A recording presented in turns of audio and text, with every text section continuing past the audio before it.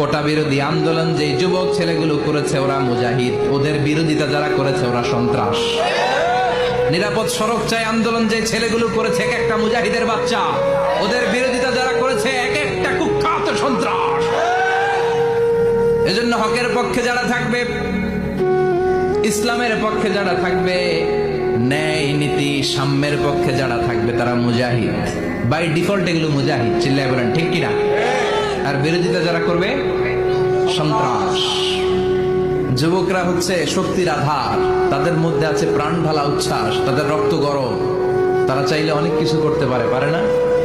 কোটা বিরোধী আন্দোলন করতে পারে, তারা নিরাপদ সড়ক চাই আন্দোলন করতে পারে, তারা দুর্নীতিমুক্ত বাংলাদেশ গড়ার প্রত্যয় নিতে পারে, চিল্লায় বলেন ঠিক কিনা? এজন্য যুবকরা যদি জাগে ভালো থাকবে বাংলাদেশ। যুবকরা যদি ইসলামের পক্ষে কাজ করে বাংলাদেশটার রহমত আর বরকত দিয়ে